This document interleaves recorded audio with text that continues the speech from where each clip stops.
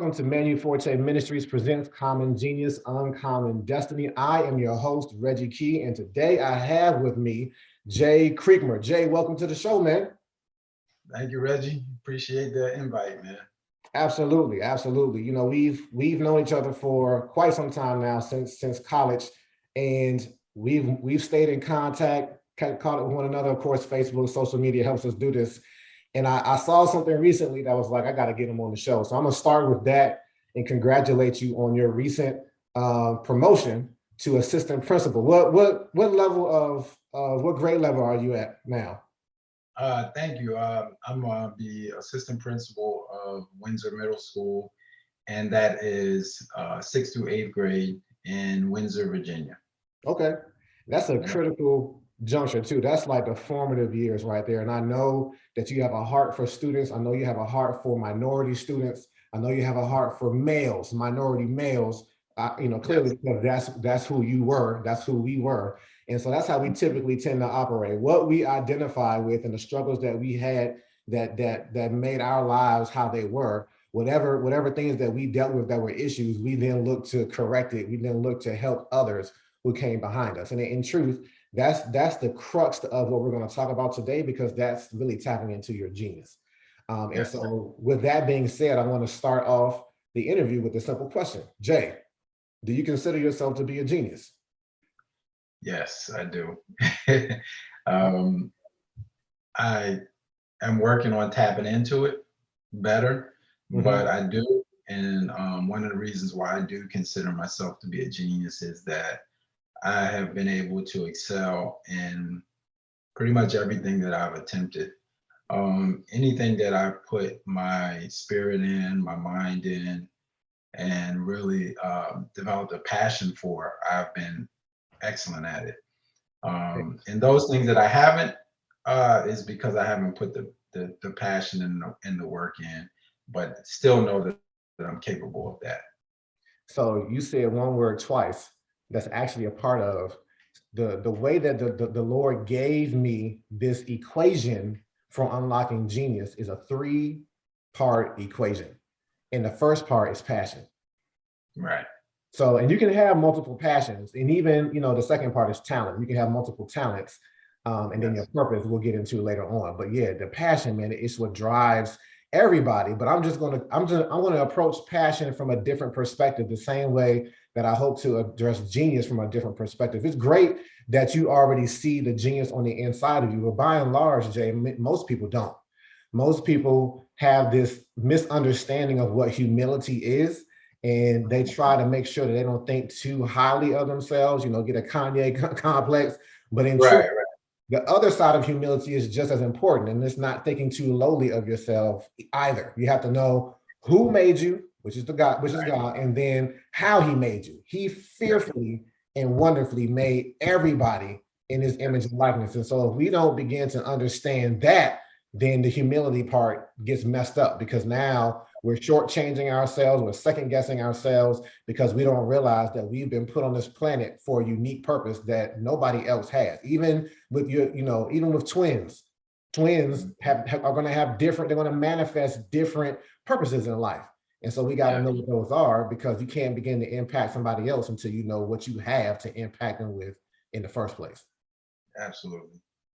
So go ahead. Something you're about to add on to it. So the thing about that, acknowledging your greatness and walking into it, is that your greatness doesn't come from you. That's where the ego part comes in. And that's when people get it confused. So they lower their own level, because they say, well, I don't want to seem like I'm ego driven or whatever. Or like you mentioned, Kanye or whatever. When I talk about things that are happening to me, or levels that I've reached, even being an assistant principal, I always give glory to God. There it is. It's never me, because it's things that I walk into. It's things that, that I come into that I'm like, it's no way that I did that. I was created to do that, but in even the passion piece that we mentioned before, and the spirit-driven piece that we mentioned before, is tapping into the Word of God, is tapping into the Spirit of God. And you quoted the Bible earlier, but the Bible also says that I can do all things. And it's interesting that Steph Curry, he adopted that for his his tennis shoe, says I can do all things, but he left out the most critical part, right? Yeah, it's through Christ. So it's not me doing it, it's I tap into the Spirit of Christ. And so if you approach a genius from that perspective, where you approach, hey, I'm a great individual, hey, I can do all things but through Christ, then that takes me out of the equation, because I never see myself in the equation. Anytime I accomplish something, anytime somebody says, "Oh, congratulations," say, "Well, thank you." No, that was God, though. You know, I appreciate you saying that, but only God could get me to that point. So that removes the ego. Absolutely, man.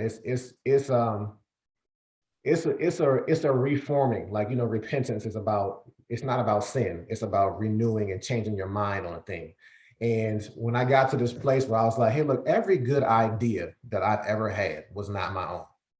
Right. It was a revelation that was given to me. And now I'm stewarding this thing, right? And I have to be, I'm responsible for it.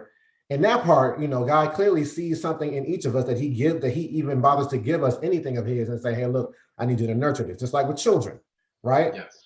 They're not our own. We're just stewarding them. And that's how, even looking at the passion, as we're going to talk about it, even looking at talent, the world loves to say God-given talent, but we don't act like it's God-given. We act like that's my talent. Like, and so we're going to just change the frame of reference to make sure that the reverence is in the right place. Sorry, the poet in me just snuck out. It just it did. So let me ask you this as a follow-up question. So, you know, I see myself as a genius now because of exactly what we were just talking about, but I didn't always see it as that. So can you go back into a time, Jay, when you did not maybe see yourself as a genius, and see if you can remember what caused you to change your mind, to repent and say, you know what, I didn't have this before, but I have it now? Was it like a critical point in your life where you realized that you had something that you didn't think you had before as it relates to genius? That's a great question. I've always seen myself as a higher level thinker. I'll put it that way. You know, I went through school, but I had a tough time in school, not grade wise, but mentally, I felt that I was above the things I was being taught. I didn't feel that going to college was necessary. I definitely didn't feel like going to grad school was necessary. Okay. And I really didn't feel like going to high school was necessary. Wow. Okay. That's how I thought in high school. It to me was more of a waste of time. And it's interesting because I'm an educator now, right? but so I've always viewed myself as being what I consider a higher level thinker. I guess I never branded myself as having genius potential, or really the potential just to do anything through Christ well till I got saved. But I always saw myself as being able to use my talents to go above and beyond what I thought other people were doing.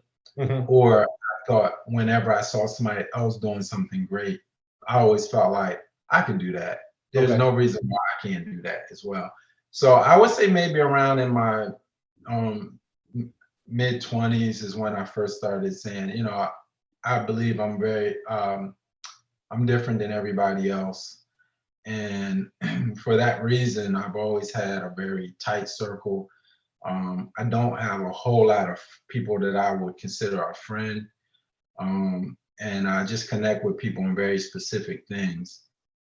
Because I'm a thinker, and I spend the majority of my time thinking and conversing about ideas and spiritual things and ministry. I don't gossip. I don't watch a lot of sports anymore. So I would say around my mid 20s, I started realizing it was something different. Okay. I see some things setting up that we'll address later on. Hopefully they'll come back to my mind. I have a feeling we're going to unpack a lot in this short time that we have together today. Here's my follow-up question to that. And I feel like I know where this is going to go. Most of the time, the place that this goes most of the time, I don't think it's going to go with you. We'll see if my hunch is right. Who comes to mind when you hear this word genius? A lot of people. I would start with my own father first. I knew it. Comes to mind when I think about genius. Mhm. I'll tell you why. My dad, besides being an excellent father and always being there, my dad was a skilled carpenter and Okay. as well as a school teacher. He taught industrial arts. His name is Charles Creekmur, Senior, and he had a genius with woodworking Mhm. and doing things. He could take a block of wood and make this out of it. Oh, snap. Did he Yeah, actually make that? yeah. This is my dad's work. I keep it in Wow. the house. My dad passed away when I was 16. Mhm. However, I still hold his artwork. So this was something that he did. Here's another piece that he did. Oh, that's dope. Yeah. So I would watch him take just a block of wood and then he would keep forming it and forming it. And that's genius to me that someone could take a block of wood and make a man out of it. And see something Um, in it and tease yeah, it out. yeah. So, something that God gave him to visualize a block of wood as a man, and then he would take, these X-Acto knives and just keep carving away at it until it becomes an actual man. There's a genius in that Yes. because everybody can't do that. Nope. Other things he could do would be he could calculate materials needed for big projects. I'm not talking about small, like building a chair or whatever. He Yeah. would build like a deck, and he would just measure everything, and he would say, "We need this many boards. We need this. We need this many posts." And by the time we got done building the deck, it would be just like very small scraps of Yeah. wood. Yeah. Yeah. Oh, no whole pieces, no like 10 boards left over. Right. We could calculate it down to just the exact amount of wood and the exact and did not make any mistakes along the way where it's like, I messed this board up, we need another one. And so that was my first experience with what I consider to be genius potential. Yes, sir. Um, and he used it to build, he used it for artwork, he used it to serve people.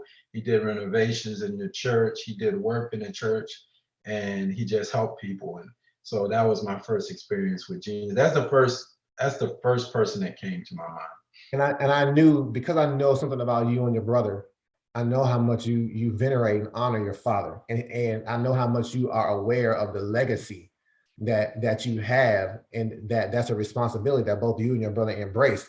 And so Yeah. see, I've done this long enough now that I can tell when the person has an idea of who genius is, and it's not just somebody that's not that they're not familiar with. That's not someone who is in their family, because people Right. talk differently when the genius that they envision is someone who is related to them, someone who Yeah. looks like them, someone that they come from. Because if they see it in like, hey, that's my parent. My parent was a genius. They are more likely inclined to be like, I have it too. So it's almost not even a tip of the hat to yourself, or of course it's to the Lord, but it's to Yeah. the progenitor, it's to your ancestor, right? It's Yeah. to the person who you came from, who you're like, hey, look, they have it, and I'm gonna model it after them because they modeled it for me.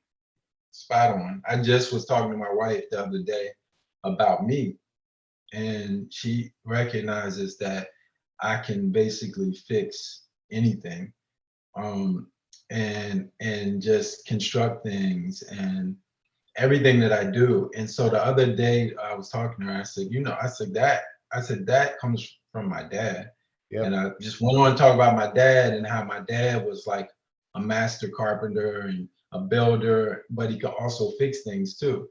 So he could like fix a lawnmower, fix a car. He was just like a genius with all of those things.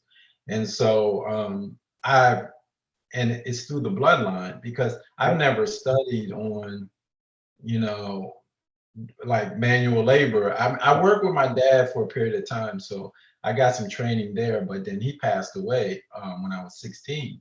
So I really worked with him maybe 3 or 4 years. But in my blood is the DNA to have that same genius that he had. And so it's kind of crazy now, because I told my wife, I said, everything that you see from me, from the type of father that I am, to the type of servant that I am, to my work in the school system, to how kids are like naturally gravitate toward my being in school. It all, I obviously, we say we give it to the Lord, but like you said, I attribute those DNA traits to my father, because he had the same traits. And Right. people still talk about, my dad's been passed away over 30 years now. And whenever my brother more posts pictures of him, it's people like, and my brother has a larger network Hmm. on Facebook, because I don't really accept a lot. I don't accept friends, and I don't use my government name on Facebook, so it doesn't attract a lot of people. Right. But he has a bigger network, so his network taps into people that went to AI DuPont Middle, where it's where my dad taught, and people that were in the community, at the church that we went to, and so forth. So whenever he posts a picture, you just see a slew of comments of Yep. people like, man, your dad was this, this, and this. Somebody commented saying that they became a principal, they were a principal of a high school or something. They said, man, your dad was the one that inspired me to even go into administration, even though my dad wasn't an administrator. Right. So it's a crazy effect. And it's really had, his life has really like had a ripple effect on a lot of people's lives. And so I try to like live my life in that same vein. To honor it, right? I mean, we talk about a lot, what it means to take God's name in vain. And we talk about Mhm. it incorrectly, actually. We think that it has to do with, certain curse words that you can or can't say. I mean, and there's something to that too. But in truth, Right. when you talk about taking God's name in vain, it's like if our wives get married to us and they take on our last name, but then they go out on the street and act like they're not married.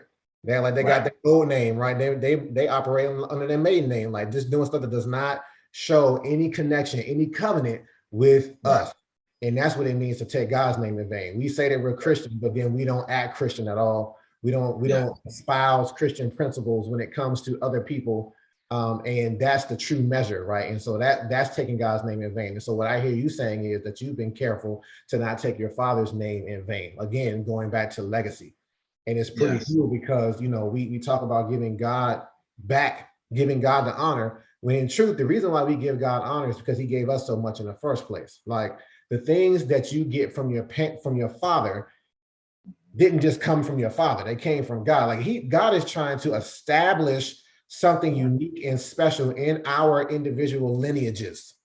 Yes. And they're blessings, right? Yeah. There are blessings that are supposed to be, going on into the next generation, but they come from God and they manifest in different ways. And so Yeah. that's what we're really getting into when we talk about genius. But here's the struggle. Here's the dilemma, Jay.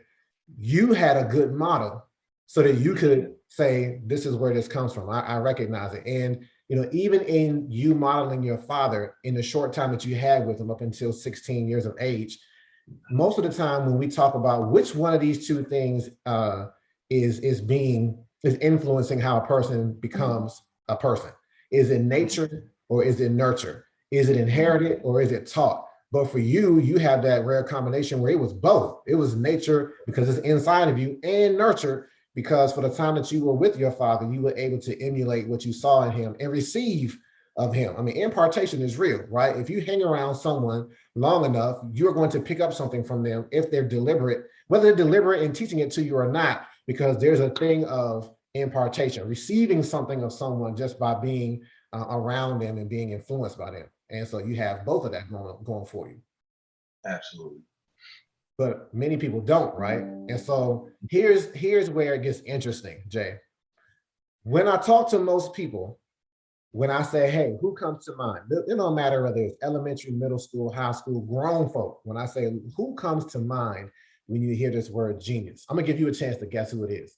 Who do you think, by and large, 90% of the people who I ask this question think of? What name comes out of their mouth when I asked them about. Depends on the age range, but I would say Kanye West, Michael Jackson, um, Einstein. That right Uh, there. That's the name uh, right there. Einstein is it? That's it. Okay. Right. Yeah. At least, the other two names that you mentioned, at least, I do this with a lot of people, but of course I'm gonna focus on our people. Our Right. people don't even really put the first name out there of somebody that at least looks like them. It's somebody that looks nothing like us, right? Albert Einstein. And I don't mean to take anything away from Einstein. He was, in fact, a genius. The things that he theorized, the things that he predicted are still being proven as we look out in these telescopes and look into space, how space is governed. He was given revelation from God about those things, not taking anything away from him. However, what becomes dangerous is when we associate genius to an Einstein. We put Einstein on a pedestal. It's a science, it's a physics pedestal, but then we put the genius on the pedestal too, and it's just out of reach of our grasp. So we disassociate genius from ourselves when we associate it to Einstein, and there's the problem. Yeah, absolutely. Right? Because we're like, yeah, of course, we're good at recognizing other people doing things well, but rarely are we good at self-identifying, self-affirming, like, hey, I have this going for me too, and then we shortchange themselves. Yes. Right? And what's interesting was that Einstein, when you asked me what other people said, I was able to think of Einstein. That was not, Einstein was not on my list, even after my father. My father was first. Einstein was second or third or fourth or whatever. I had a whole list of other people that I would assign that to. But I just thought in a worldly perspective, that might be who most people would say. And a lot of that, man, is also what we believe, what we've been told. We're conditioned, programmed. We've been conditioned, right? So we've heard that, and people will be hard pressed if you ask them, well, why is Einstein a genius? If anybody gives you that answer, ask them. Why? Why Einstein? And I bet you get basically probably because at some point you've been told that Einstein was a genius, but probably don't know all of his. And I'm not taking away from Einstein again, like you said, he's probably done great works and so forth. But for me, in order for me to consider you a genius, I had to have witnessed some acts of genius. And so that's why I mentioned my father first, because I witnessed it every day with him.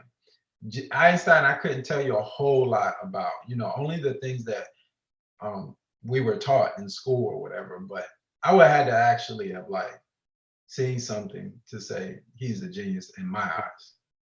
And see that, that's just a different way of approaching it. And I like that approach because you have to be able to internalize it and be like, okay, what he did is something that I witnessed for myself, because when you witness for yourself, you can personalize it. But we tend to put distance between us and that word because we do it with somebody who we know little about. I've never had anybody say that before, or we've never thought that, we don't know a lot about him, but yet we still ascribe this to him. That's interesting.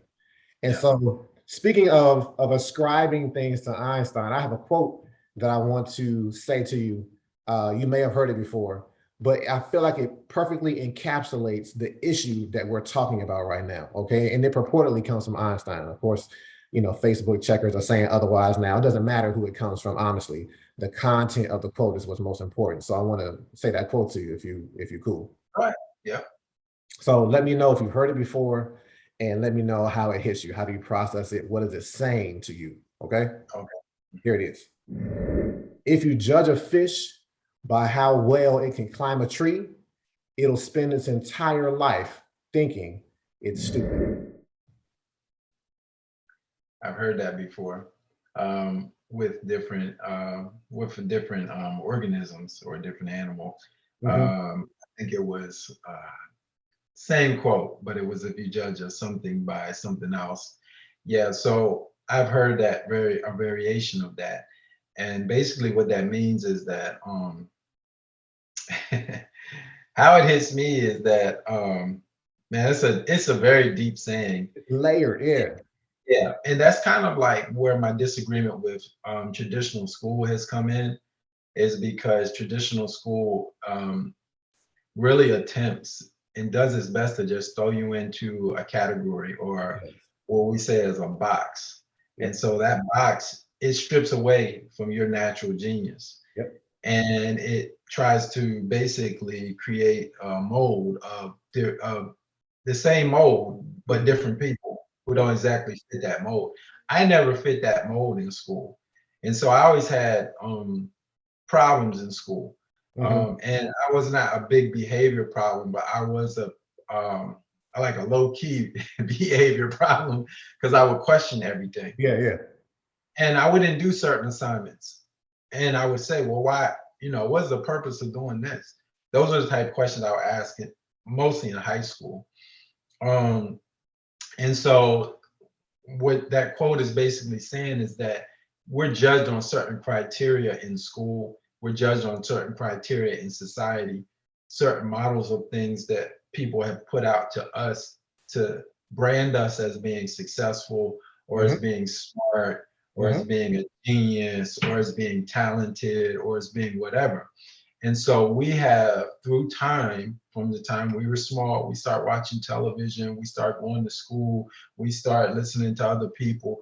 We have then what we do is we erode who we naturally are, how God made us, Yes, sir. and just to fit into that model.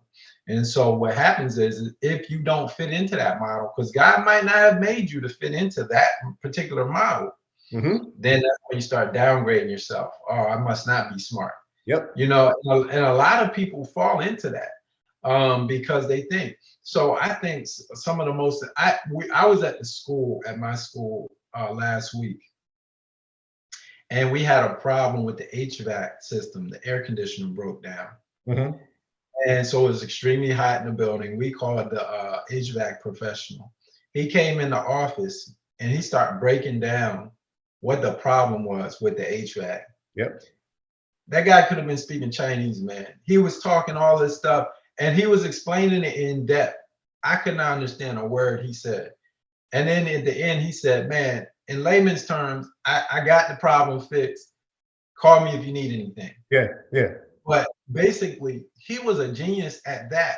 Yes, You know sir. what I mean? He had taken that skill and that craft, and God has blessed him to be able to just figure out HVAC for a multi-level building. I mean, the facility is huge. So if we keep aspiring, so he obviously at some point in his life said, this is what God has blessed me with. I'm going in that direction.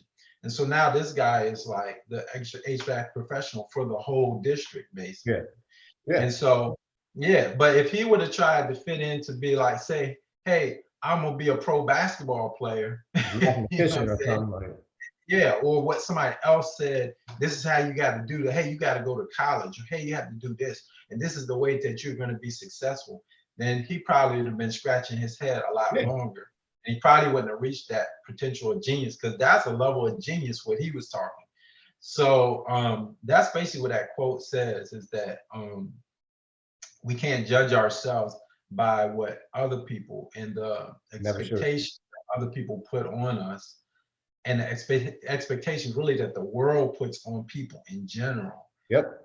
We have to trust our spirit. We have to trust our God-given talent because God has blessed everybody with something unique and something special.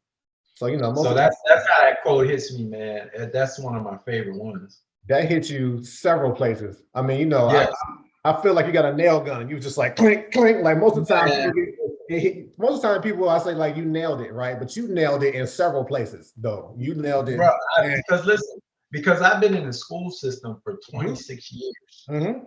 And I have never pigeonholed or boxed a kid in, but I have been the champion and only through God. So not me being a champion, but I've had that spirit of the lion that have said, we can't box this kid in. Yeah. This kid is a magnificent kid. And so I developed a reputation where if other teachers couldn't handle a kid, they'd be like, put him in Creekmur's room. Put them in Creekmur. Creekmur can handle. Man, I had 30. My first teaching assignment, I had 34 kids in one room, bro. Yeah. To one teacher, fourth graders in Baltimore City, and I was able to manage that. I was able to manage that, man. We had groups, man. Those kids are doing excellent things right now, man. And I attribute it to me not trying to take them and label them, narrow them down. God had blessed me with the ability to see people the way God sees them and not the way the world sees them. And so regardless of what a kid had been through or regardless of his past behavioral issues or whatever, I always view people the way God views them. And God views them because they were made in God's perfect image, right? And so when we go through life, the world puts all these labels on us. But I always try to strip away those labels. I don't care what that kid did last week, or I don't care what he did in school last year. That kid is blessed. That kid has potential, man. That kid has a genius in him or her that it's my duty. God has put me in a position to help bring that out. And if it's nothing but just planting seeds in that kid that manifest later, that's what I always saw my job as a servant in the school system to do. So that's why that quote hits me so many ways, because I've stayed in the system for 26 years and I've seen teachers, administrators, school systems just try to either, if you couldn't fit in, they just trying to toss you out. Just, hey, go sit over here, go stay home, suspension, detention, ISS, in-school suspension, anything that you don't fit in here, so you can't be in here. And so that's part of my whole passion as an educator to change that. I see when we were emailing, and you already were saying, yeah, I like where you're going with this genius. I said there's another part that you're going to like, and that other part gets into exactly what you just said, because I'm going to give you a story about some 10 little boys that I had a chance to get this workshop to a couple of years ago. But before I do that, you're touching on a lot, and it's great. And I just want to make sure to highlight what you're touching on. You said this twice now. When you bring up college, you don't make it an absolute destiny. You're like, if you're supposed to go to college, if you can crack into your genius, you may discover that you don't need to go to college.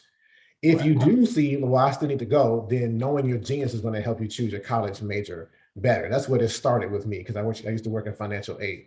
And so I wanted to remember that. So here's a story that I know you will appreciate as an educator, right? So I was brought into a school by an elementary school by a principal. And she said, hey, look, I got these 10 little boys, these 10 little minority boys. They're third, fourth, and fifth graders. They're all in the same class all day. You know what it is. They're on IEP, individual education.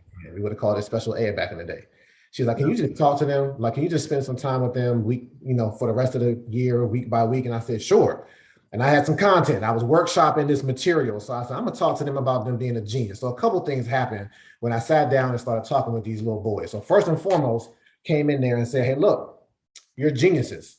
Jay, they laughed at me. Matter of fact, no, they didn't laugh, Jay. They were offended. They was like, dude, who are you talking to? Like, this guy, I think you in the wrong class, homie. Like, nah, that's not who we are. And I might as well have cursed them, because they were used to these negative labels: ADD, ADHD, emotionally disturbed, disruptive in class, right? And so they have gotten used to that. Then they started like roasting one another. So they were fully embracing down talking and receiving down talk as a form of label.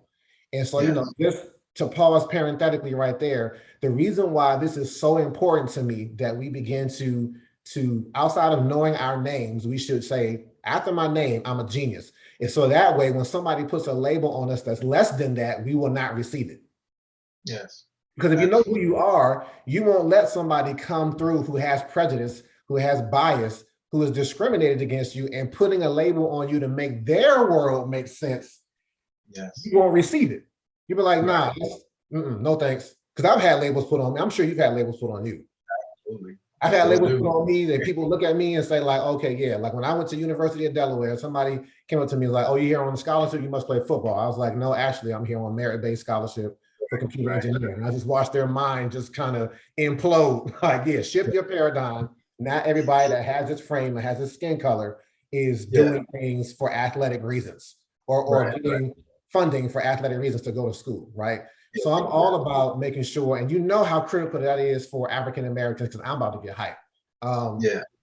When we know when we don't know who we are, but our music is telling us that you're this, or the images that we see on TV tell us a certain thing, and we don't know who we are, eventually we'll be like, well, maybe I am.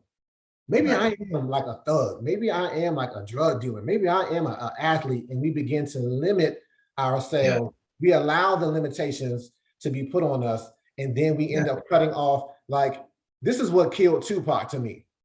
Yes. Tupac was not a thug. No, he was not. Acted like a thug. Tupac was trained. He was trained to be a ballet. He was trained to be, a poet. But what happened was he went out, and I saw Shock G of Digital Underground break down and lose it when he started talking about Tupac, because he was like, I didn't recognize him towards the end of his life. So I knew who he was, but who he was projecting himself to be, I didn't recognize him. Yes. He went out to the West Coast from Baltimore, went out to the West Coast, got pulled over one day, racially profiled. The cops beat him like a thug. And so he left there like, well, doggone it, if y'all gonna treat me like a thug, I'm gonna act like a thug. And it cost him his life, because he started doing thuggish things with real thugs. When he beat down that dude went and got real street thugs and killed him. Now, it's not that drastic with most of us that we'll lose our lives, actually. But I do believe that when you walk in a life that was not meant for you, that is akin to death. Absolutely. And I got so many stories, man.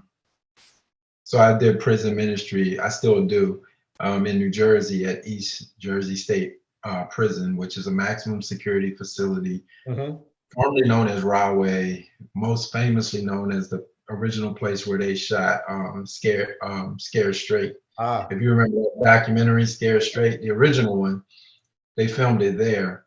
So I mean, it's a maximum security. So you're ministering to guys who have life sentences, guys who have 20 years, 30 years, everything from murder to assault and robbery, everything. And I did a little bit of everything there. That's where I was actually licensed as a minister there, which was a blessing, man. That was one of the greatest days of my life to be licensed there. And man, I can't even, that's a whole nother thing. I won't go off topic, but that day was probably the greatest day of my life to be licensed there. And here's why I tell you this, and then I'm gonna go get into the story. There was no cameras. It wasn't on social media. There's no fanfare allowed in the prison. It's not on the news. It's not going to be on television.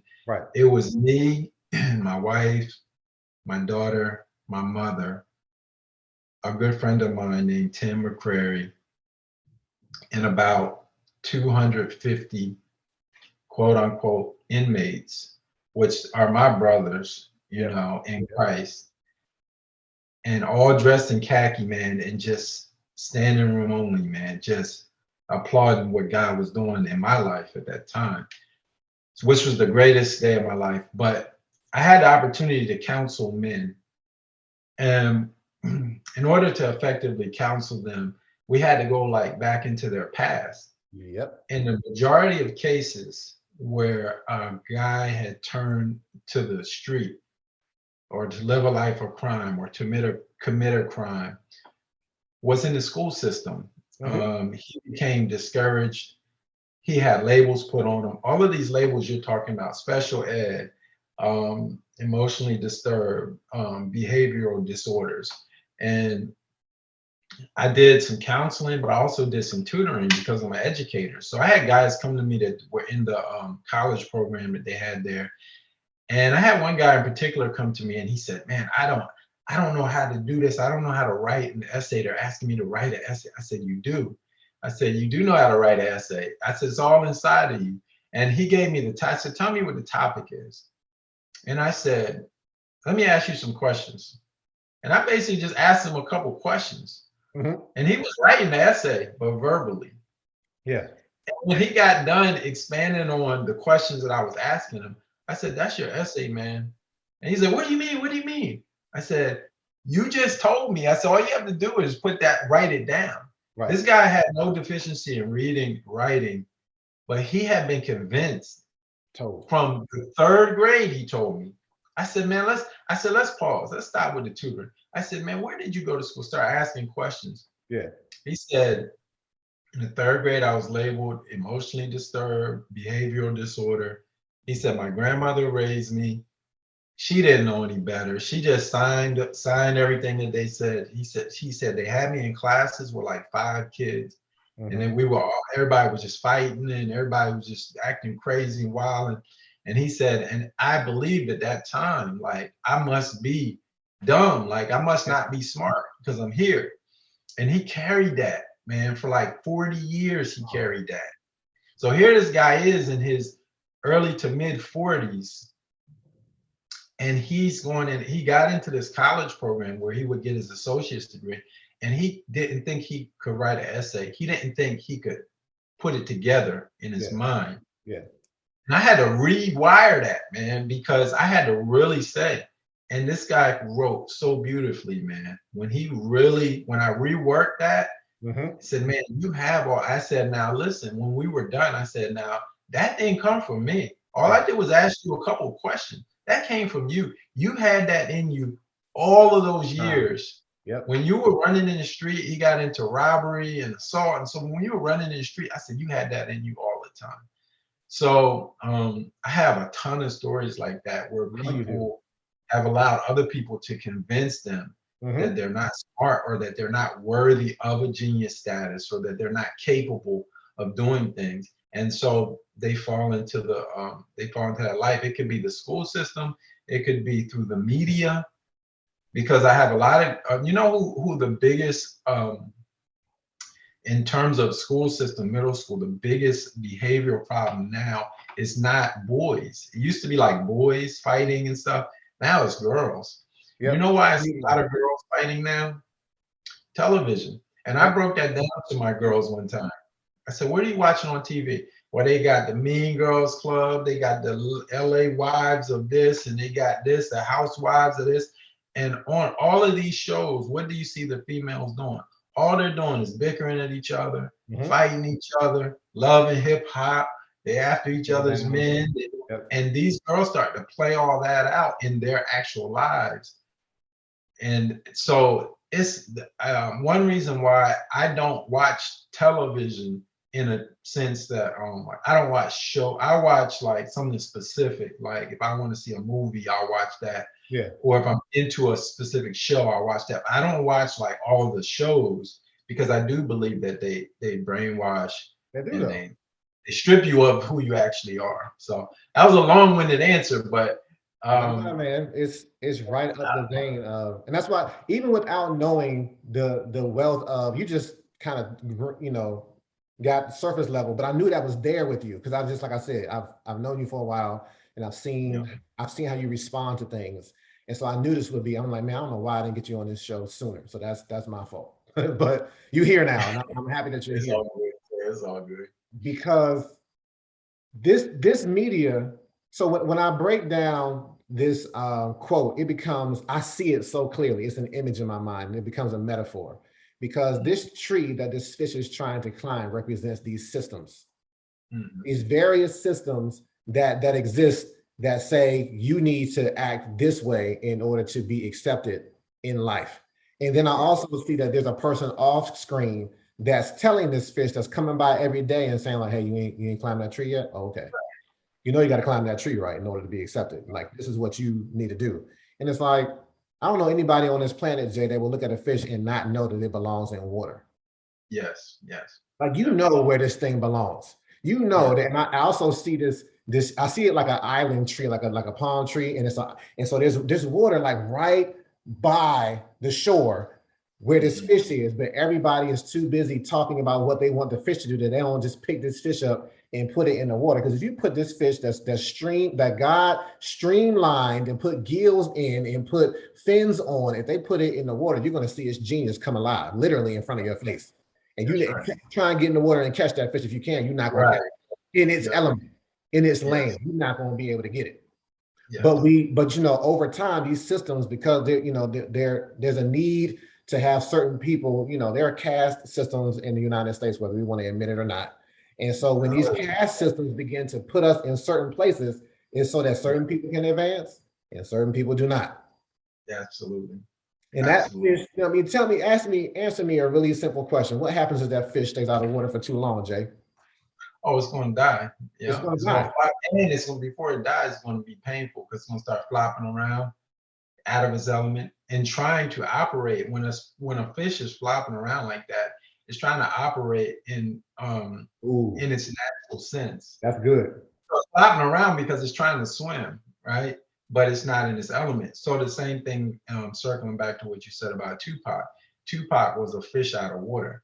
Tupac was trying to operate in a gangster mentality and trying to operate with real gangsters, and he started flopping around. And even before he was killed, you know, he was making a lot of other mistakes, operating in a sense. Yeah, and then even if you listen to a lot of the stories, because I was really into that death row and so forth, when he got on death row, was when he first realized, I'm not gonna make it out of here. And that last picture that he took with Suge Knight in the car, you could see it all on his face. Yeah, that he knew at that point that I'm not in my right element. You know, so a fish flops around first and it struggles because it's struggling because it's trying to operate in its natural gift, but it's not in the element that it needs to be in to do that. And then after that, obviously, it dies. You know. It's like I said, not everybody is going to have a physical death, but this spiritual death is even more real than a physical death, right? Yes. You are operating outside of how God designed you.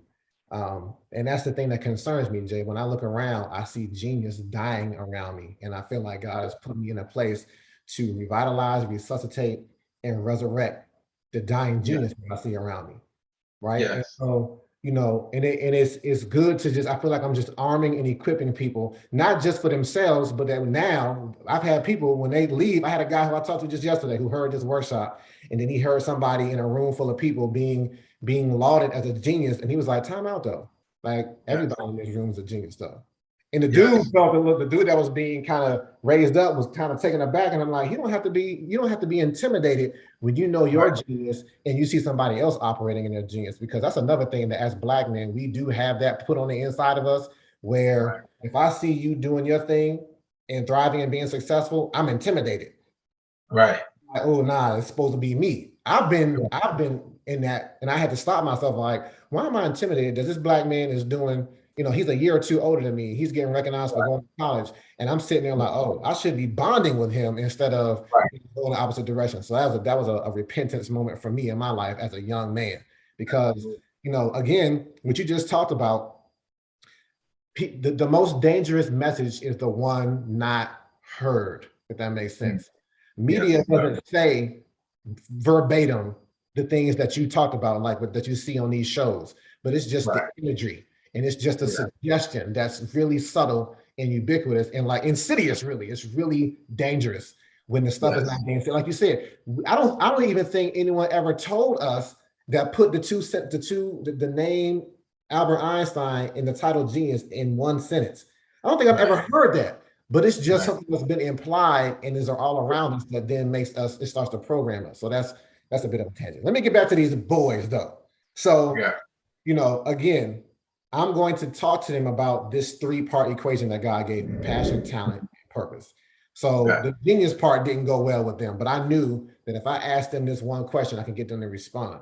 And Jay, the question that I asked, when I start talking to people about passion, I read a book by Mike Murdoch called The Assignment. And that said, hey, look, if you want to find out what your assignment is, what you're destined to do, what your God-given purpose is, figure out what you hate. Don't focus on what you love. We always tell people, do what you love, but nah, do what you hate though, because because the world is in a state of brokenness and God sees this brokenness and God placed the solution on the planet to address the brokenness, that solution is us. Yes. Right? He said, look, I'm going to grieve your heart. I'm going to give you a portion of my heart that's grieved. When I look at the earth and I see how it's inoperable, when I see that sin and wickedness has overtaken it, that breaks God's heart. And he'll break your heart with a portion of what breaks his heart so that it gets your attention. And That's most right. of the time, how it breaks our heart is through trauma. The things that Mhm. we're exposed to when we're younger, or when we're, whatever our formative years were, something that affected us negatively, that marginalized us, that made us feel less than, that made us feel like a fish out of water. When we experience it, we're like, ooh, I don't like how that makes me feel. And after a while, when we get older and we see that thing still operating, we be like, yo, I hate that. Right. Yeah. Or we were like, you know what, somebody should do something about that. That HVAC guy, you know, Yeah. if he came into your school, I'm sure y'all called him in, but if he came into your school with this talent that he had on the inside of him, he felt that he was like, man, somebody should, he wouldn't Right. do something about it. He'd be like, hey, look, I'm gonna do something about that. I know Yeah. that. Yeah. Yeah. And so each of us, if we are paying attention, if we keep saying like somebody should, that somebody is you. Is you. Yeah. Absolutely. Because you know, I've had people be like, you're not upset about that? Nah, bro, I'm not, I'm good. Like that doesn't affect me at all. But clearly it Right. affects you. And That's your it calling. doesn't mean that I have to then hate what you hate. It's just that, hey, I mean, I can share with you a laundry list of stuff that I hate, but it doesn't have Yes. to match yours. And so Absolutely. when you find that, that passion that's driven by hate, because you know, we'll say things like, I hate that with a passion. That's your Yeah. element. Absolutely, That's your man. lane. Whew. So you see, Yeah. I'm about to say, I got something to say, man. We gonna get back to the boys, but you are, man. That's why God called me into the prison system, Okay. because that was a calling. It wasn't something I just sat around and said, I think I'll go to the prison. Nobody wants to go to prison. Right. Ministers, man, and this is before I was a licensed minister. God was calling me. Mm-hmm. Fortunately, I had a relationship with the chaplain of the prison, because he was like a man who, his name is Reverend Dr. Lawrence Akins. Okay. And he was a man who actually had a great impact on my life when I was struggling, basically, spiritually, Mm-hmm. to really find a home. He was one that actually God ordained for him to help me through that, my confusion about my spirituality. Okay. And so he was became the chaplain of the prison. And so I called him one day and I said, man, God is calling me. I said to something. And I said, I'm trying to figure out what it is. I said, but I know it's mentoring. I know it's like dealing with men, helping men and so forth. And he said, man, I got these two guys at the prison. So why don't you come to the prison? These two young guys, man, they Mm-hmm. were probably early 20s. They have been locked up. And so that's how I started in prison ministry. Okay. And I started mentoring those guys, man, just talking to them along the same lines that you were. And so the reason why, though, I became so passionate about prison ministry was because when I would enter the prison, there would be periods where you would have to wait for what they call movement. So there would be periods of time, like if you beat the movement, great, you could just kind of go right in. Mm-hmm. But if you got caught in the movement, you basically seeing the whole facility move. So Yeah. some guys would go to class, some guys were going to the yard, some guys were going to the cafeteria, wherever they were going, you got to see basically the whole prison. And so when I saw the movement, I saw just everybody looked like me. Yeah. It was just like a bunch of me, man, an older me, a younger me, and a me right on my Wow. age. Black male, black male, black male, couple Latino males, white males sprinkled here and there, not a many, but it was majority was black males. Mm-hmm. And I hated that. It broke my heart every time I saw that. Yeah. And so that, you're right, that became a passion of mine, because I sought to change that to, like, if I could minister to these guys here, I know that they already have charges, but at least when they return home, it would give them some more roots that they wouldn't return. And Now you're praise getting God. into, my fault, but Say, now it's not about the physical imprisonment, it's about the mental It's imprisonment. about the mental, because once they leave the physical imprisonment, if they have not left the mental imprisonment, they'll end up right back in prison. Right. And so I've been blessed to see guys and still have great relationships with guys who have now since been released. Even those two guys that I mentored have been released and doing well, and they're not going back to prison, and you got family lives and they're working and so forth. Yeah. And that's what God has done. But it was the hate for what the prison system has done to the black male that drove my passion. And I was there like 3 days a week, man, for like hours. I was there Sunday. I was there Sunday morning. I would sometimes go back Sunday evening. I was there on every single Wednesday. I was there on Fridays, and I was there some Saturdays. And so I was just passionate about that. But Tapped into you it. just touched a chord on that, man, when you talk about what you hate, because I did not love the prison system. I hate it with a passion. I still do.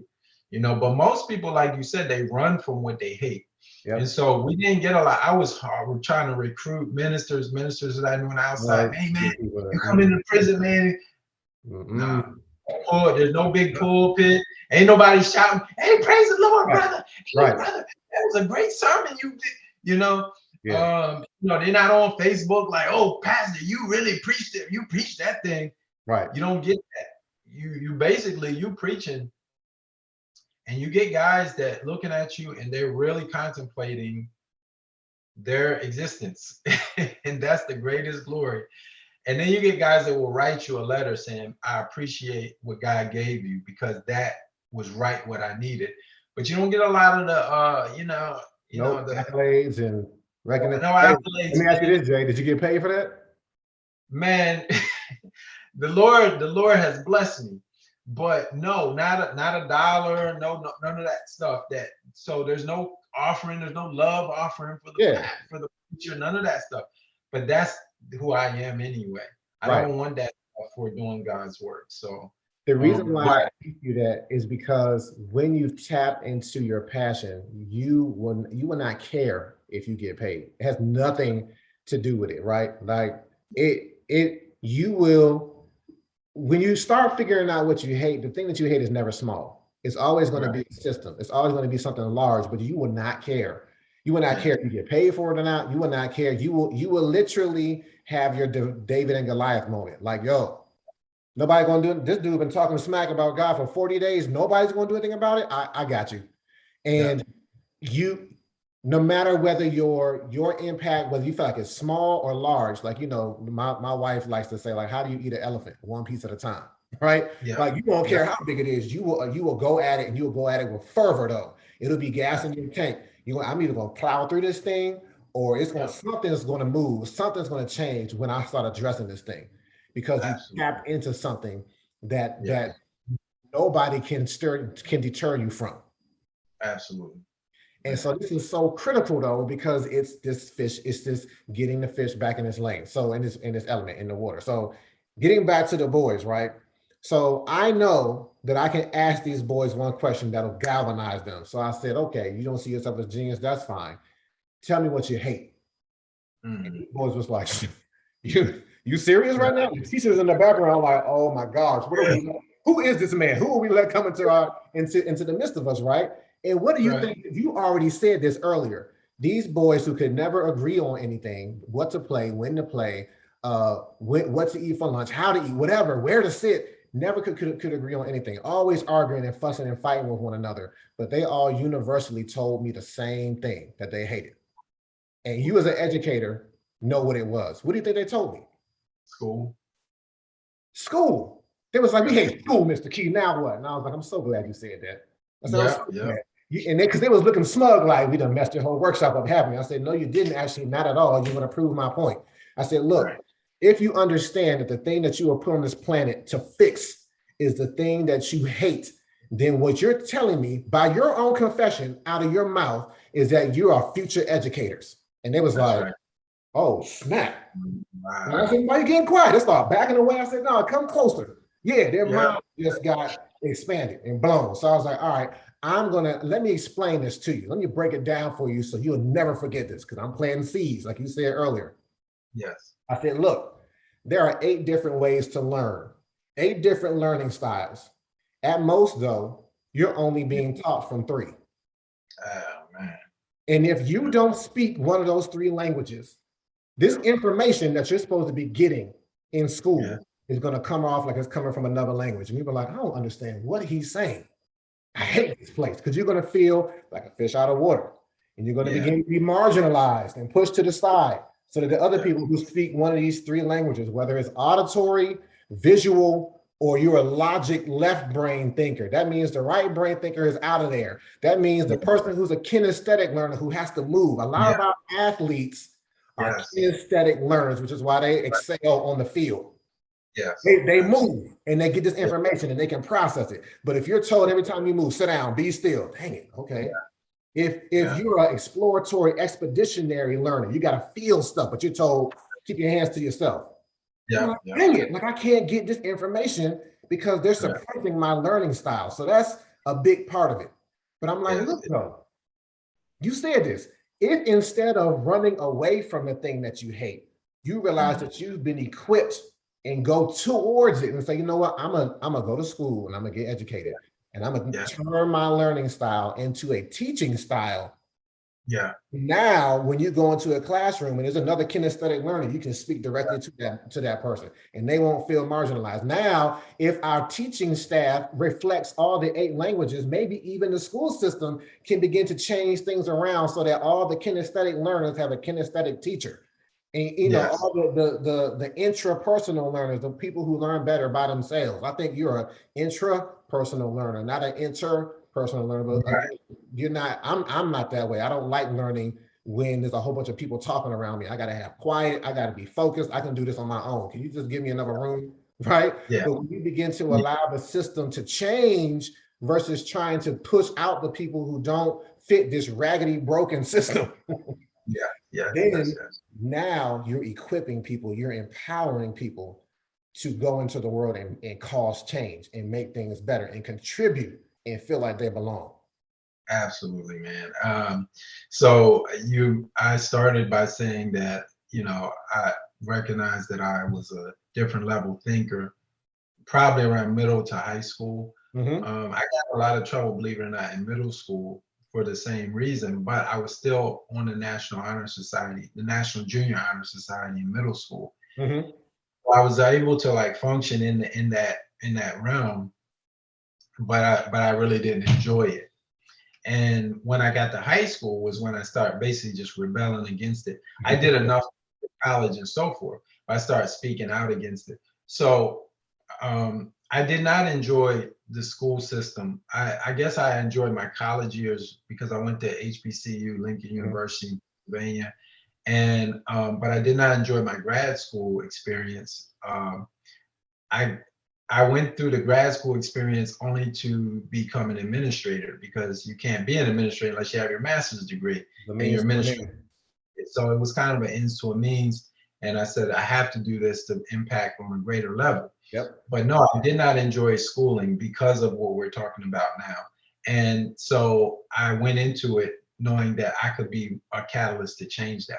And I have changed it through just my practices as a classroom teacher and hopefully my experiences as an assistant principal to impart upon teachers like there's many different ways and to be an advocate for those kids that don't fit a specific learning style.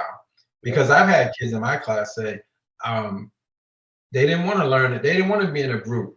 When we do group work, Yep. they want to. I do better by myself. Okay, go ahead, do it. Be by yourself.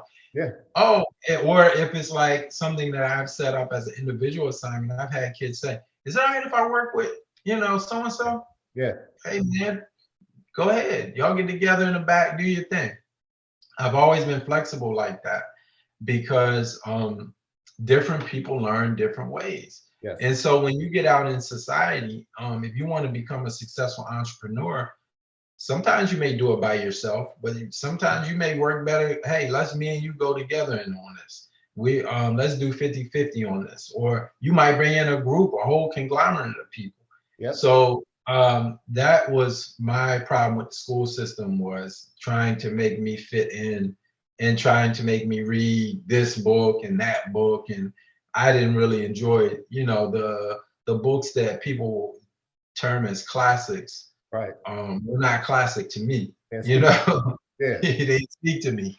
So I want to change that, and so that's why I got into education. Another thing I want to touch on really quickly is that I'm an avid runner. I've run probably like 9 marathons and probably a handful of half marathons and 5Ks. I don't do 5Ks too much anymore, but half marathon and then a lot of marathons. And the reason why I continue to do it, we did it together as a bet, me, my brother, and my cousin. Mhm. But I continue to do it. And the reason why I continue to do it was because I didn't like doing it. And then people like, you must love running. You must love running. You're out there for 3-4 hours, every day. And when I know I don't. I actually hate it. Yeah. You know what I mean? I don't like running. I don't like. I mean, I'm out there for like 4 hours running straight, and I don't enjoy it. The reason why I do it is because it trains my mind to not run away from or go away from things that I don't like. It Yes. trains my mind that when I'm not running, when it's something in life, when it's something that comes up that's challenging, that I have already trained my mind that I'm not going to shy away from that. I'm going to plow straight through it. And Yeah. so I keep running marathons, and I got a half marathon coming up in November, and I got a marathon planned for next year. But I Yeah. keep running them. That trains my mind, like you said, is not to change that what I hate and to try to make it better. So That's dope, man. yeah. I don't think I knew that about you. Like I can't even call myself a runner compared to you. I jog. I jog in Okay. the morning, I jog for 30 minutes. But when I moved to South Carolina, people were like, when they got to know me, they're like, oh, you must like to run. I told them the same thing. No, I don't. I don't like running unless something is chasing me. Yeah. Like I'm not trying to, I Right. don't run, but it was something that I know I needed to do. And so just because Right. I don't like it doesn't mean that I don't do it though. Like I said, Absolutely. not to your level, but this is so revolutionary because when we start talking about systems, I know we hung our hat on the school system being broken, but what we Mhm. said before that was that the world is broken. So that means that it's composed of plenty of systems that involve human beings that are getting Yes. marginalized because the Yes. systems are broken, because the Yes. systems are trying to get people are not recognizing how they've been fearfully and wonderfully made and allowing them to get equipped in a way that's going to cause the system to change. Because we know we'd rather Yes. have a broken system stay the same because there's going to be work to adjust it and it's going to oust some people and maybe bring them down a grade level and bring some people up a grade level. We'd rather have that system in place that only has certain people in place and in positions of power. And that we know that you can sustain that, but it's not going to work. That's not how God works his commonwealth in the Right. kingdom of God, right? In heaven and earth. And so let's go back to David and Goliath for a moment, right? This is going to be longer than an hour. I can see that right now because you and I can vibe. I'm going to try and corral this, but you All good? right. You keep going? Yeah, I'm good, man. Let's go. All right. So let's go back to David and Goliath. Like if you know that story, you know that once David had his sights set on this giant, Goliath, he was like, Mhm. yo, I'm gonna do something about that. What they tried to do is what Mhm. we try to do oftentimes too. They say, hey, look, go get King Saul's armor.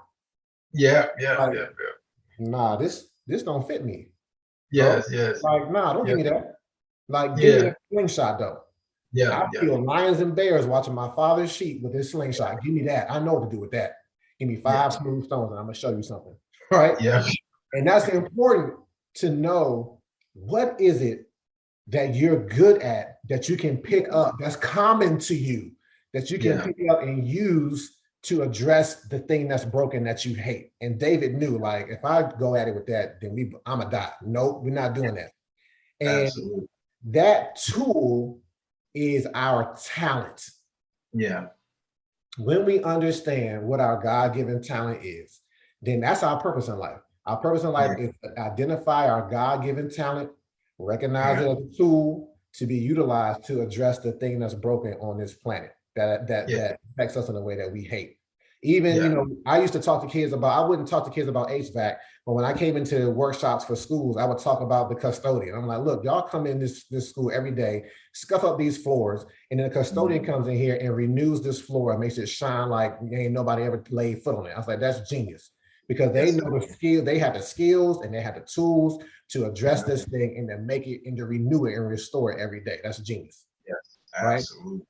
So, what would you say your talent is, Jay? I think I see it, and how I see it relates back to something else that you said. But what would you say your at least one of your talents are that you utilize to address the thing that you hate?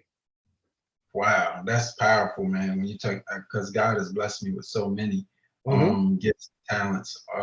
I think the main one is I'm an encourager. I've been told that by a lot of people. Time out. And Time out. good. This is so funny. God is hilarious. God has a really good sense of humor. So I'm in Illinois. I'm back where we spent 20 years, and we spent some time with a family today that we've known Mhm, since any of us had kids. And the guy, mhm, the husband, when he always gives these big bear hugs. And he like when he brings you in, he talks to you, he says something to you. And I watched him do this with my kids, and I stopped him and I said, "You need to know this about you. I don't know if anyone's ever told you, but I said you're an encourager." mhm. And so the fact Wow. that you just brought it up again, I'm like, see, go ahead. That's all I'm sorry, I had to Yeah, interject. that's a gift that I discovered.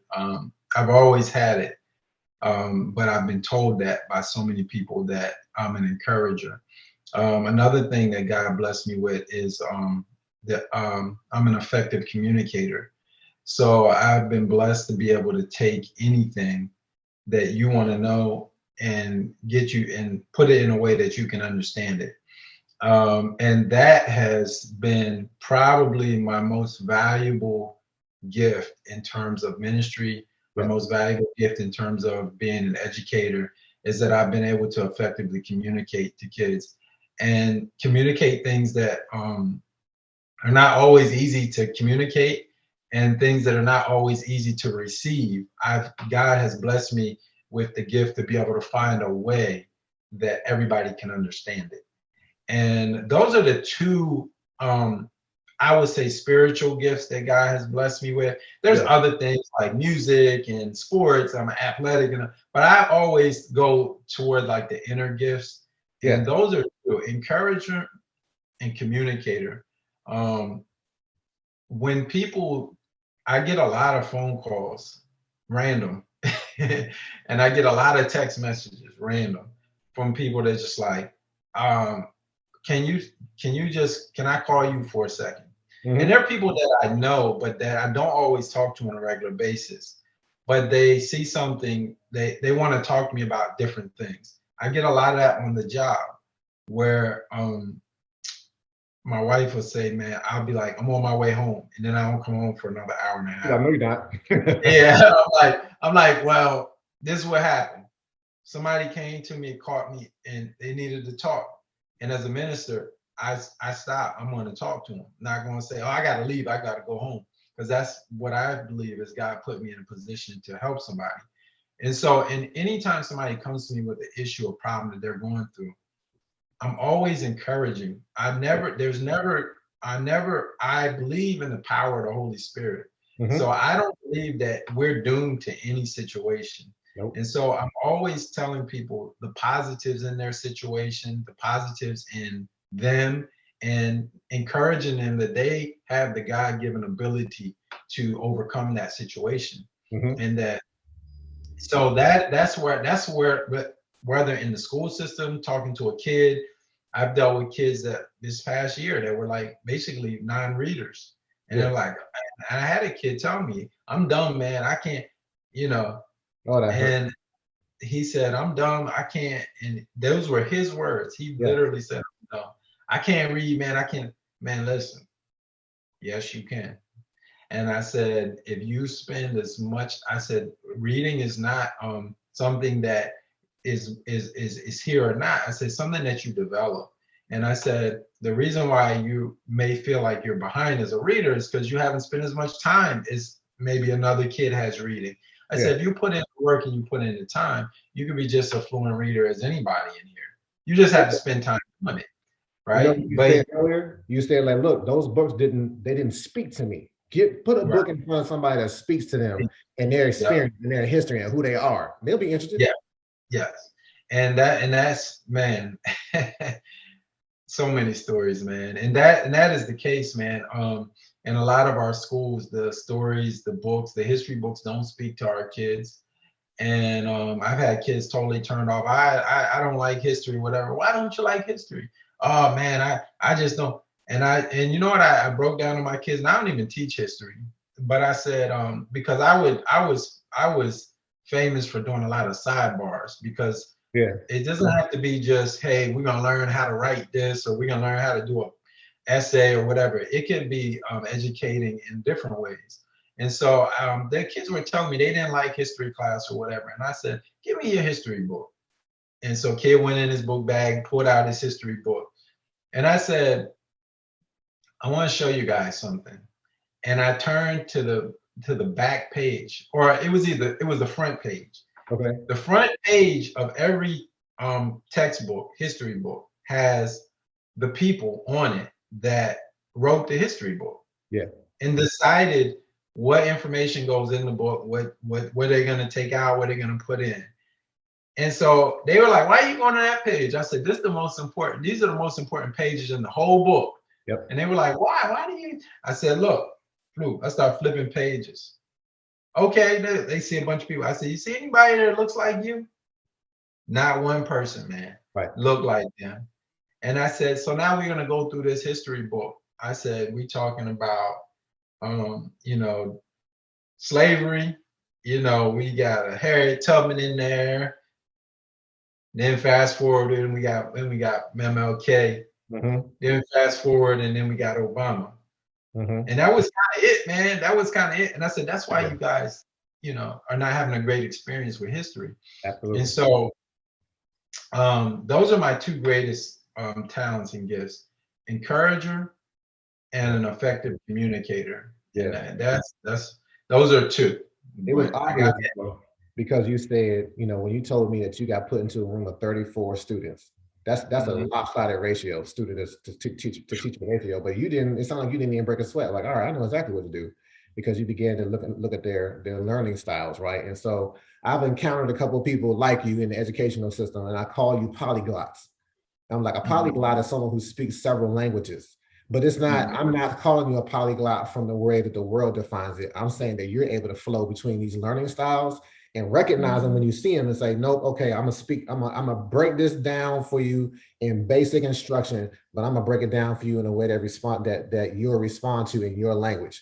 And so you have an Yes, ability to kind of flow through those different things yes, and be able to disseminate information instead of unintentionally withholding information. Like, there is nothing lost in translation when Brother Creekmur gets up there and begins to speak, because especially if you can interact. So it's funny, though I believe you're an intrapersonal learner, you have the mhm, ability to be an interpersonal teacher where you can bring different people in and say, look, let's mix this up. Let's make sure that we have everything present. I mean, and that's what Genius does. You said earlier that you got to get a conglomerate, right? When mhm. you go into as an assistant principal, you are the second in charge of the conglomerate. Look, we got to get people positioned this way in this place and here to make sure that we address and represent who we're teaching and who we're servicing. I mean, Absolutely. you've been saying so much and I've been trying to catch it all, but you mentioned being a minister several times. Another word for a minister is a servant. You are a Yes. servant, not in a demeaning, trivial type of way, but in a way that says, hey, look, you're important right now. Right now, you Yes. are the most important person in this room, even if it's 34 of you. Each of you is important. And I'm gonna minister to that. And a good Yes. minister ministers from a place of trauma, because a good minister is transparent to know, hey, look, and I'm talking about you specifically right now, Jay. Hey, look, I remember what it was to be traumatized when I was like, I don't feel like this environment is conducive to my learning at all. And I'm Yeah. questioning why it's not conducive to my learning. I remember how that felt. I remember Yeah. things pushed to the side, and you teach from that memory. You teach from that. I want to call it pain, but you teach from that place of, I don't belong here, so that nobody else ever has to feel that again. And that's genius. Absolutely. It's a place of discomfort and it's a place of pain. I Yeah. had a student this past year whose father he passed away and it was a sudden passing. Mm-hmm. And I caught a moment where another student was, this student came back to school like right away. Father passed away. I found out about it, and I said, "Man, I probably won't see this student for a week or two or whatever." Because my father passed away in the middle of my schooling, and I missed a couple weeks from school or whatever. So, but the student came back relatively quickly, which was concerning to me because I was like, they need time to grieve and so forth. Yeah, and so consequently, what happens when you are grieving, but you haven't really had time to grieve, is it plays out in different ways. It could be misbehavior, it could be aggressive, whatever. For this student, it was just they were talking about their father all the time. Okay. And so another student said, "Why do you keep talking?" And I caught wind of it, right? And I saw them going back and forth, and I intervened. And I said, "Well, what are you guys talking about?" And then so when I got in it, they were like, "Oh, never mind." I said, "No, I think I caught the gist of it. Well, their father passed away, and I say their just because I don't want to be leaving an identifier. But their father passed away, and they keep talking about it. And this student says, "Stop talking about your dad passed away all the time. Like, we tired of hearing that." I said, "Whoa, time out." And I just went like, I wasn't aggressive with it, but it tapped into my own pain. Yes. I understood what it was like to be, I was 16, this child was 14, to lose their father quickly like that. And I understood what it felt to have that in your mind and still be trying to function in school all the time. Yeah. And so I was able to minister in that situation from my own pain. And I explained to the class, and like you said, transparency. I said, "Hey, this happened to me. And this is how you feel. This is the pain, the level of pain that you feel." And so I told this person, I said, "If you want to talk about your dad, if I'm teaching and you have a moment and you want to stop me," I said, "Raise your hand." I said, "I'll stop class. You can talk about your dad as much as you want to talk about your dad. Never let that be a block." So I've always, like you said, I've always taught from a place of where I can tap into my own uncomfortable feelings and my own pain, and it can come out in certain, whether it be the history book. I didn't like U.S. history in school either, for the same reason those students didn't like it. I didn't, and so I didn't agree with the so-called system trying to say, "Hey, you got to read it this way, or you had to read this book. This is the book we're reading." Well, what about we read Catcher in the Rye and Kill a Mockingbird and all of those things that everybody is termed as great literature, but never saw myself in that. So yeah, I teach, and fortunately as an administrator, I'll have a greater opportunity because it was very tough making that decision to leave the classroom. I really love teaching. I love the classroom, man, because everybody's here. We all here. And I'm gonna see you tomorrow right here. And we have opportunities to go really deep into things. However, I made it clear to my principal that I said, I'm not an office administrator. I'm not sitting in my office all day. I said, if I don't have a meeting, I plan on being in and out of classrooms all day. And I'm not talking about evaluating teachers. I'm not talking about doing those type of observations. I'm talking about, I want to teach lessons. I want to be in the classroom working with a group of students. I want to have students come to my office and say, "If you're having a tough time in class, come on to my office. We'll do this together." And I think that will allow me to operate in a greater capacity. I mean, to touch 400 or 500 kids as opposed to just 34. 20. Yeah, 34, right. So yeah, but it, like you said, it is, I'm using my pain and my discomfort to drive me. It could be a personal pain too. It has to be. Of being an African American male. So I've been able to tap into that demographic just because. And I've used that also in the prison ministry as well. The most powerful ministry. That's the most powerful way that everybody can minister. Then you don't need a title to minister, but you do need to have the ability to tap into the trauma that you've had and be willing to share it for the purpose of helping somebody else be better, right? And to get around it. Yeah. I had a similar situation before I left the education field. I worked really well in the financial aid offices, talking to parents, talking to students, getting them plans. And when I had an opportunity to get into the administrative level, my first reaction was like yours. I was like, no, but it's right here. That's where the magic is. But then I started thinking like, but if I get administrative, now I can start to address some of these laws and some of these governing principles that touch hundreds and thousands of students, whereas I'm touching tens and hundreds of students. And I was like, no, I'm gonna have to make this move. So your transition upward is such that you can touch more with with a few strokes, as opposed to, and not to say that the other work is now meaningless, but you because you have this vision and this ability to bring in others now at the administrator level, you're going to, I'm hearing several things for you, Jay. Like your school is going to become what's it called when you, it's going to become a benchmark for your district and for your community, because they're going to say, what's being done differently at this school that we can model and reproduce in our school. And that's how you're going to begin to impact thousands upon thousands and 10,000s of students by way of your example, and not by way of your example by yourself, because even one man as an assistant principal going into the schools, going into the classrooms and saying, hey, let me pull you out and teach you and get into your learning style in my office. You got to be able to multiply others that can do the same thing, others that are in administration that have that same heart, which you can, we talked about impartation earlier on about your dad, and your ability to do that is in you. Because, when I talk to people about talent, and some people will say, well, I don't have one. I'm like, well, talent is generational. So if you can't see it in you, look to your parents or your grandparents, whomever, whether they passed away or not, ask stories about your parents, because what was operating in them, God was trying to get to come through your generation. So it's going to pop up in you at some point in time, right? And so that's one thing I heard about you. And you'll get a chance to hear this later and come back to this, that you're going to begin to multiply what's on the inside of you through impartation and reproducing to other people. What I heard earlier on, which you were able to help me remember when you started talking about your father again, or the loss of your father, is that you are a father to the fatherless.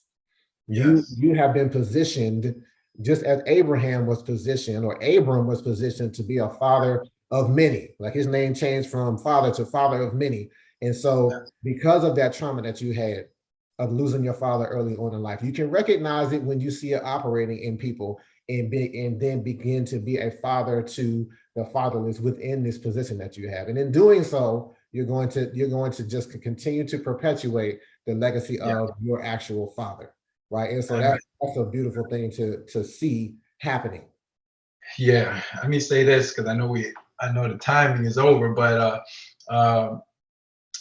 yes, I consider myself a weatherman, and you're a weatherman too.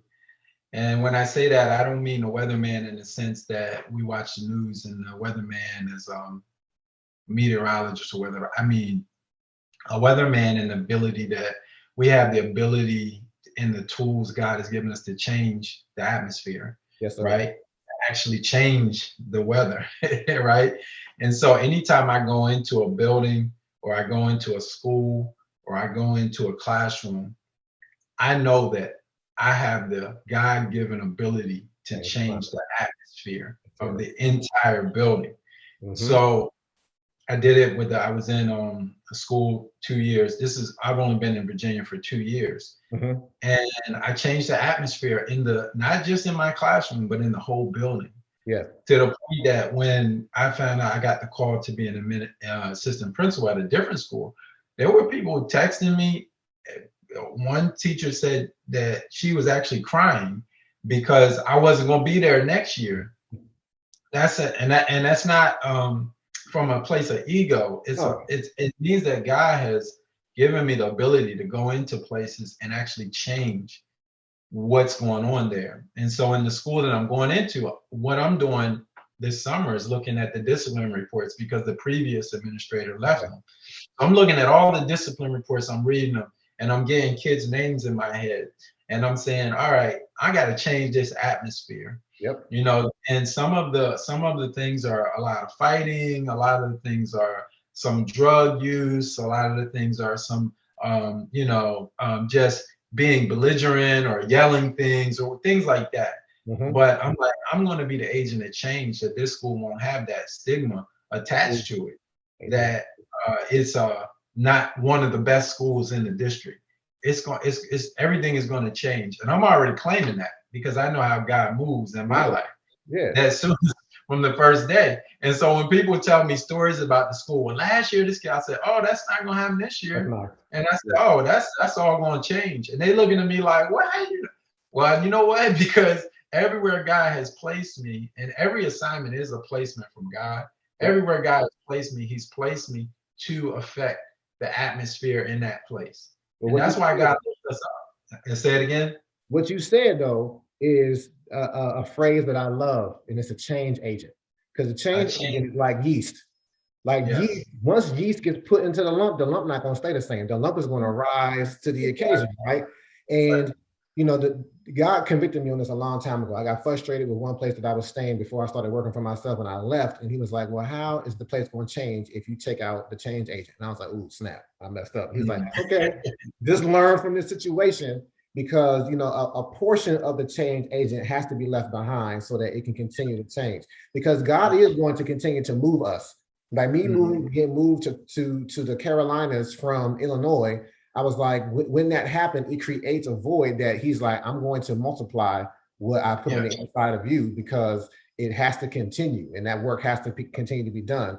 And so even I see for you, Jay, that you're going to become even a consultant, because the consultant gets to go from school to school, from district to district, and impart, and then leave, almost like Paul on his journey, leave behind disciples that are like you, that can do the work in your absence, so that it's not all on you. That was Jesus's model. I go to a place, you know, I'm going to send a comforter though, and that spirit is going to be with you to help multiply the discipleship that's needed to bring order back to a broken world, right? And so I'm going to say two more things. I'm going to speak on two more things, but in one that I see in you.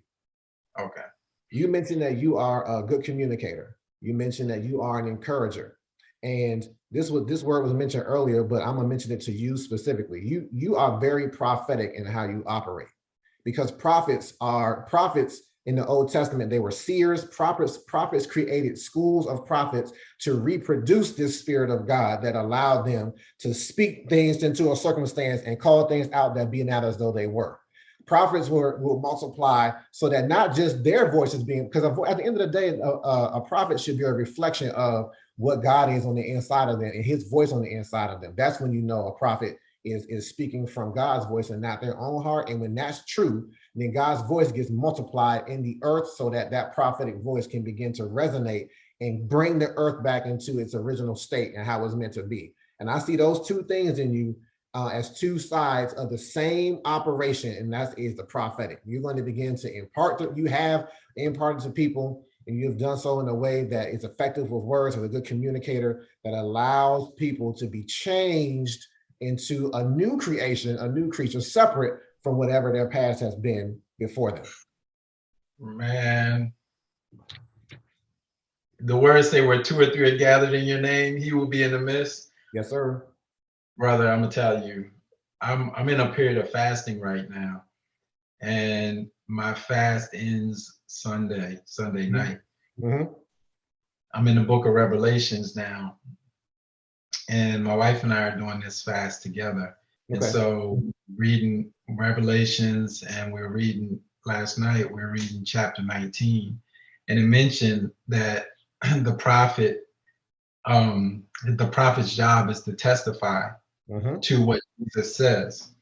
And so my wife knows that one of the gifts, and I didn't know how deep we wanted to go with this, but one of the gifts is a gift of prophecy as well, that God has blessed me. And so when you said it, I said, all right, well, let me talk about it. I told my wife, I said, you know, people have the wrong idea of what a prophet is. I said, this makes it very plain and clear in the book of Revelation, because people think when you say prophet, they think a psychic. I don't know why people get the two mixed up. World conditioning and programming. Right. They think that when I tell people I have prophetic gifts, they think that it means that I can tell what's going to happen 10 years from now. Yeah. Nope. But really what it is just a mouthpiece that God selects certain people and God communicates to me. So I've had to relay uncomfortable messages to people Yeah. that God has told me to tell people. And so you, man, that's so deep. I was just talking about that last night.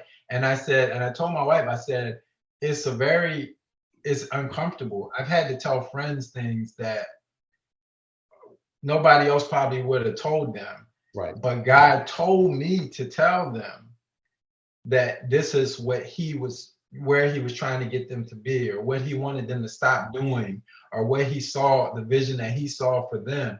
And so they were never my words. It was always something God would impart upon me and tell me to tell people. And people were like, how did you know that? I'm like, I'm telling you, God told me. But people never believe me when I say God told me. They think that like I had some prior knowledge, or so I spoke with somebody else. I haven't taught anybody in the family or whatever. Nope. I'm telling you, God told me this. So it's a blessing that you mentioned that.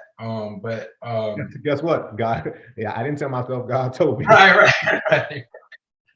God is good, man. But that's what I want to say about that. But yeah, that God has blessed me with that gift as well. Verse 10 in Revelation 19 ends with, and the testimony of Jesus Christ is the spirit of prophecy. Yes, right? It's that testimony that's important. And that's the ministry. That's the power of the ministry, is the testimony. And so, you know, I'll leave you with this. 1 Corinthians 14:3 speaks to your ability to be someone who is a good communicator and someone who brings comfort, because it says that prophesying is for edification, exhortation, and comfort. Edification is about building people up step by step, brick by brick. Exhortation is, oh, you're really in danger. I'm gonna lift you up out of your circumstance. And then the comfort, of course, is self-explanatory, because when those two things happen, the comfort brings the peace. And so that prophetic piece is that's the lane. That's it right there. How do I want to close this out, Jay? I feel like there was one more thing that I was seeing in you, just through your testimony and us talking, and I want to make sure to honor that. But it slips my mind right now. So I just want to I want to thank you for your time. This has been great, as I knew it would be. This has been yeah. I appreciate the invite, man. I've never been invited to do any type of interview. And part of the reason is because the work that I do is not widely publicized. You know, in the prison ministry, most people, you know, we see each other on Facebook. Most people don't even know that I ministered in a prison, and I still do. But because of COVID, they have shut down volunteers coming in. And I then, when the Lord was putting on my heart to continue the ministry, so I continue the ministry now through letters. And so, you know, God always provides another way to accomplish his purpose. And so now what I do is I write guys constantly. I write them in mass. Sometimes I'll put out a letter and I'll send it to like 30 or 40 guys. And then when guys write me, I individually respond back. Prayer requests, I get prayer requests. I pray for guys through the mail. And then I've been fortunate a few times where I've had guys through three-way. A guy will call his brother, who will call me on three-way, and I can able to speak to them. But I appreciate it, the opportunity. And we got to talk more, man. Not in the interview, but just, you know, about where God is taking us and so forth. I agree. And just continue to encourage one another. Absolutely, man. So look, I'm gonna go ahead and end it, man. This has been Manu Forti Ministries presents Common Genius, Uncommon Destiny. I am your host, motivational speaker, author, publisher, and minister, Reggie Key. And this has been a man of many good works, Minister Jay Creekmur. And Jay, it is my uncommon cue to see the genius in you. Thank you, my brother. God bless you. Thanks for joining us for this week's episode. Make sure you pick up the book, Common Genius, Uncommon Destiny, by my dad, Reggie Legend, available on Amazon and at inkwellspoken.com. Connect with us at inkwellspoken on all social media platforms. If you enjoy our content, don't forget to like, subscribe, and hit the notification bell so you never miss an upload.